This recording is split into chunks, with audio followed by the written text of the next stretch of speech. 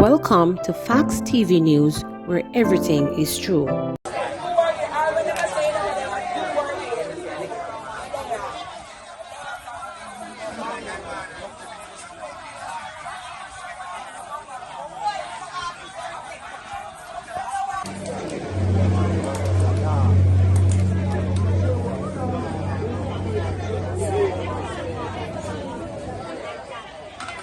Man killed by soldier near SOE checkpoint in Kingston.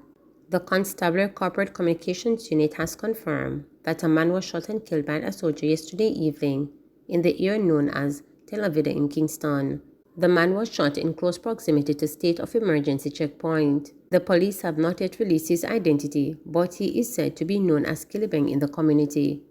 Unconfirmed reports are that he attempted to move a barrier and got into an altercation with a soldier. He was shot during the altercation.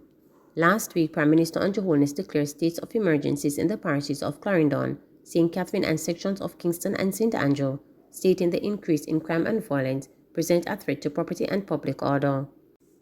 Teachers at Ocho Rios Primary protest after VP's assault by parent. Teachers at the Ocho Rios Primary School in St. Anne on Monday staged a protest after the vice principal of the institution was reportedly assaulted by a parent. O'Shane Sterling, a teacher at the school, said the parent was upset after the child's phone was confiscated. Before his phone was confiscated, he called his mother, and his mother came on the school compound and fought over VP. She was hit in the head with a vase, he told reporters. Mr. Sterling said the teachers are unhappy with how the matter was handled by the police, which concluded that the parent should apologize. The teachers believe an apology is not enough, and the student at the center of the incident should be relocated or removed from the school. But Michael Belnavis, chairman of Ocho Rios Primary School, has sought to downplay the scrutiny of the incident involving the parent and the vice principal. Speaking Monday with reporters, Mr. Belnavis said the teachers were premature in their protest action, as the information they had received was a little erroneous.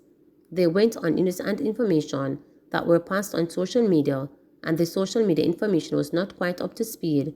It was stewed that they attacked impulsively in that arena and their emotions got the best of them, he explained, adding that a meeting was held with the teachers involved.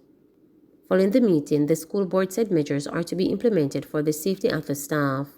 We're already asking the Jamaica Constabulary Force to pass through in the mornings and in the afternoons, and we're putting in some more security guards on the school compound. But it's more than just that. We're looking at conflict resolution as a solution, also because that, to me, is how we deal with a situation so it doesn't get to where it becomes physical. Mr. Belnavis said parents will also be sensitized. Jamaica Teachers Association President Lysandra Harrison has condemned the assault on the vice principal of Ocho Rios Primary School. Ms. Harrison said, as a society, there needs to be a better way of resolving conflicts other than resorting to violence. That can't be the message that we communicate to our children, that if there is a problem at school, you go and you launch a physical attack on any member of the school community, she warned. The JTA president urged parents to use the proper channels to resolve whatever issues may arise involving their child or children. Men killed in St. Anne train crash identified. The two men who died as a result of injuries they sustained when a backside train crashed in Retreat District, Boston, St. Anne on Sunday have been identified. Dead are Shane Powell, a security guard of Clarendon Address, and Orlando Brown of Brownstown. Reports were that about 10 p.m., both men aboard the train when it developed mechanical problems, derailing the track and crashed into a gully. Both men received multiple injuries and died on the spot. It was reported that firefighters had to be called to the scene. High alert activated for missing 12-year-old. A high alert has been activated for 12-year-old Carissa Woodhouse of Seaview Gardens, Kingston 11. Carissa has been missing since Friday, November 18. According to information from the Seaview Gardens Police, Woodhouse is of brown complexion, medium build, and is about 167 centimeters tall. Reports are that about 11 p.m., Woodhouse was at her parents' workplace in Ruthven Avenue in St. Andrew.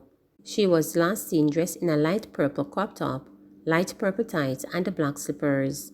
Anyone knowing the whereabouts of Carissa Woodhouse is being asked to contact the Seaview Gardens Police at 876-997-9372, the Police 119 emergency number, or the nearest police station. Political commentator describes aspect of Holness conference presentation as playing the blame game. Political commentator Linton Garden has described aspects of the presentation by Prime Minister Andrew Holness during the Jamaica Labour Party's conference on Sunday as playing the blame game. Mr. Garden noted that Mr. Holness' reference to the government facing challenges such as crime due to actions taken by previous administrations in the 1970s and 1990s may or may not work in his favor. He drew parallels between the Prime Minister's comments and earlier statements by the National Security Minister Dr. Horace Strong about how the people force was treated in the past by previous governments. Mr. Garner expressed concern about the narrative used by Mr. Holness in reference to crime and violence. He said questions will be raised about why these issues were not addressed before now. The comments being made about crime and the persons committing crime and any attempt to label them as having motives of a political nature might not be successful for the simple reason that persons in the society who are suffering from criminal activities today cannot point to the criminal activities being generated from a political source as such. So I think the government needs to accept that there is a serious failure to address politics. And when you tie that into what Minister Dr. Chong said the other day, that it is a lack of funds provided to the police by the previous administration, while the police has failed, it seems to me that we are now headed for a game of blaming. And whether that will succeed in the upcoming local government election, whether it will benefit the JLP, it's left to be seen. It is also of concern to note that a multiplicity of things touching on concerning crime, demonstrations, and dispute in the society are being labeled as challenges to the Jamaica Labour Party and their members. And the Prime Minister reminding the members that they have strong roots in every community in Jamaica. So the problems are being cast as not problems as such, but created problems to embarrass or challenge the Jamaica Labour Party. Whether that will be sold outside of the arena is another matter, because I believe that persons from all parties are having some of these challenges. What is of interest coming out of the presentation is the Prime Minister's commitment to deal with missteps of the 70s, which he claims are yet to be dealt with. And this is of interest because the JLP was in power from 1980 to 89, and they are now in power going 11 years. And why these matters have not been dealt with before is going to generate some curiosity. If the people of Jamaica go along with the blame that all the problems are coming out of the PMP of the 70s and the PMP of the 90s, which defunded the police, then people will accept that, look, it's not that the government has failed to deal with crime. It is more that the opposition created a situation where the government cannot and will not succeed. The Prime Minister runs the risk of this backfiring on him, because people will ask questions.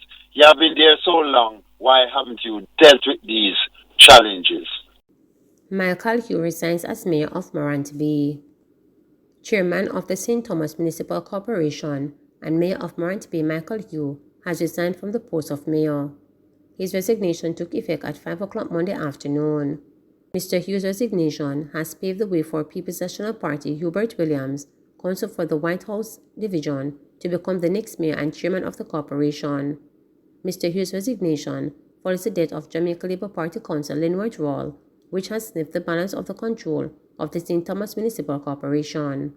Mr. Rawle died in the United States on October 31. 8 charged in connection with St. Anne drug bust remanded. The 7 Americans and 1 Jamaican national who were held in a major drug bust in St. Anne 2 weeks ago were remanded when they appeared in the St. Anne Parish Court yesterday. The court was told that the case file was incomplete and more time would be needed for full disclosure. The matter will next be heard on Tuesday, November 29. The 8 people are accused of attempting to smuggle 17 kilograms of cocaine with a street value of $130 million onto a cruise ship docked in Ocho Rios, St. Anne. The police reported that all 8 were passengers who disembarked the vessel which arrived in Ocho Rios from Miami, Florida. As the 8 members of the syndicate were attempting to reboard the vessel for departure, abnormalities were detected in their luggages. During a search by members of the Narcotics Division, a total of 24 packages containing cocaine, weighing just about 17 kilograms or 38 pounds, were found concealed in their bags. The drug was seized and all 8 passengers arrested. Please remember to subscribe, like, share, and click the notification bell.